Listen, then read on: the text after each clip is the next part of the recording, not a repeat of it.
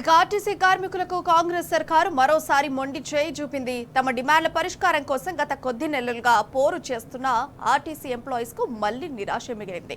గత నెల 27న ఆర్టీసీ యాజమాన్యానికి సమ్మె నోటీస్ ఇవ్వగా ప్రభుత్వం మాత్రం ఎన్నికల కోడ్ పేరుతో తప్పించుకునే ప్రయత్నం చేయడంపై కార్మికులు మండిపడుతున్నారు.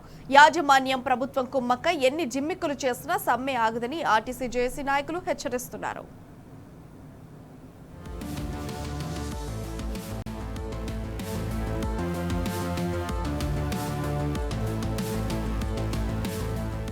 ప్రజా రవాణా వ్యవస్థలో ఆర్టీసీ ఎంతో కీలకం.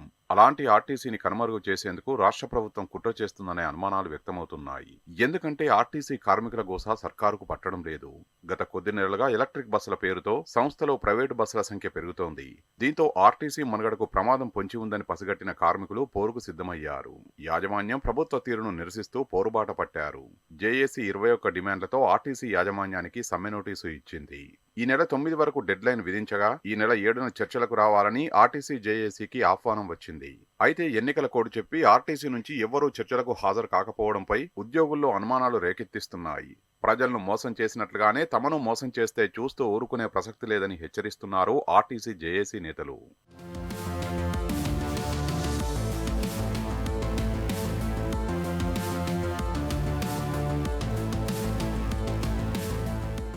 ఆర్టీసీ కార్మికులు మొత్తం 21 డిమాండ్లను పరిష్కరించాలని గలమెత్తుతున్నారు. ప్రధాన డిమాండ్లలో ఆర్టీసీని ప్రభుత్వంలో విలీనం చేయడం, ఎలక్ట్రిక్ బస్సుల్ని ప్రభుత్వమే కొనుగోలు చేసి సంస్థకు సమకూర్చడం, 2017-2021 వేతన సవరణ అమలు చేయడం, ఆర్టీసీలో యూనియన్లను పునరుద్ధరించడం, వచ్చే పీఆర్సీ పరిధిలోకి ఆర్టీసీ కార్మికుల్ని చేర్చడం లాంటి అంశాలున్నాయి. గత బీఆర్ఎస్ ప్రభుత్వం ఆర్టీసీ విలీన ప్రక్రియను దాదాపు 90% పూర్తి చేసింది. అయినా ఈ కాంగ్రెస్ ప్రభుత్వం ఎందుకు నిర్లక్ష్యం వహిస్తుందని ఆర్టీసీ కార్మికుల ప్రశ్న. ఎన్నికల మేనిఫెస్టోలో చేర్చిన అంశాలనే తాము అడుగుతున్నామని, గొంతమ్మ కోరికలు కోరడం లేదని కార్మికులు తేల్చి చెబుతున్నారు. ఈ నెల 7న చర్చలకు రావాలని ఆహ్వానించి ఎన్నికల కోడ్ నెపంతో వాయిదా వేయడంపై ఆగ్రహం వ్యక్తం చేస్తున్నారు. గత నెల 27న ఎన్నికల కోడ్ లేని సమయంలో నోటీసు ఇస్తే ఈ నెల 3 నుండి కోడ్ అమల్లోకి వచ్చిందని అనడం వెనుక ఉన్న ఆంతర్యం ఏమిటని ప్రశ్నిస్తున్నారు. ఇదంతా ప్రభుత్వం ఆర్టీసీ యాజమాన్యం కుమ్మక్కై చేస్తున్న కుట్రలా కనిపిస్తోందని, ఎన్ని జిమ్మిక్కులు చేసినా సమ్మెకు సిద్ధమంటున్నారు కార్మికులు. మరి 3వ తారీఖున కోడ్ వస్తే 7వ తారీఖు లెటర్ ఇచ్చేసి చర్చలకు పిలిచి ఈరోజు కూర్చోబెట్టి మాట్లాడి తీరా వాళ్ళు రాలేదని చెప్పి మాకు ఈ లెటర్ ఇవ్వడం జరిగింది. ఇది చాలా అన్యాయం. వాస్తవాలు ముందే చెప్పాల్సినటువంటి అవసరం ఉండే. రెండోది, ఇవాళ కోడు పేరు మీద చేయొద్దు, కోడు రాకముందే మేము ఎన్నికల వీళ్ళకి నోటీసులు ఇవ్వడం జరిగింది, సమ్మెకు పోతామని చెప్పడం జరిగింది. అంటే దాదాపు కోడ్ వస్తే మార్చి 8 వరకు కోడ్లో ఉంటుంది.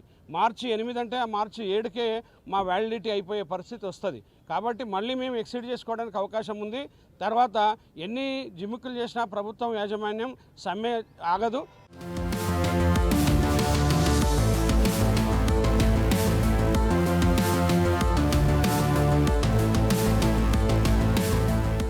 తమ సమస్యలు పరిష్కరించే వరకు ఆర్టీసీ యాజమాన్యం రాష్ట్ర ప్రభుత్వంపై పోరు ఆపబోమని హెచ్చరిస్తున్నారు కార్మికులు. మరోసారి జేఏసీ నాయకులంతా సమావేశమై భవిష్యత్ కార్యాచరణ ప్రకటిస్తామని చెబుతున్నారు. సమస్యలన్నీ పరిష్కారం అయ్యే వరకు వెనుకడుగు వేసేది లేదని హెచ్చరిస్తున్నారు కార్మికులు. సమ్మె నోటీసు జేఏసీ సంఘాలుగా అందరము మేనేజ్మెంట్కు, రాష్ట్ర ప్రభుత్వానికి మరియు లేబర్ కమిషనర్ గారికి మేమంతా ఇవ్వడం జరిగింది. ఇచ్చిన తర్వాత 7వ తారీఖు నాడు లేబర్ కమిషనర్ నుండి మాకు 10వ తారీఖు నాడు మీరు చర్చలకు రండి, యాజమాన్యాన్ని కూడా మేము చర్చలకు రమ్మంటున్నాం, మరి వాళ్ళకు కూడా మేము లేఖ రాస్తున్నాము, మీరు కూడా రమ్మని చెప్తే మేము దాని ప్రకారంగా ఈరోజు వాళ్ళు 4 గంటలకు రమ్మంటే సాయంత్రం ఈరోజు మేము 3:30కే మా జేఏసీ పక్షాల అన్ని కార్మిక సంఘాల నాయకులందరం కలిసి కూడా ఇక్కడికి రావటం జరిగింది. రేవంత్ సర్కార్ ఇప్పటికైనా సమస్య తీవ్రతను గమనించాలంటున్నారు ఆర్టీసీ కార్మికులు. లేని పక్షంలో సమ్మెతో మొత్తం రవాణా వ్యవస్థను స్తంభింపజేసి ప్రభుత్వాన్ని నిలదీస్తామని హెచ్చరిస్తున్నారు.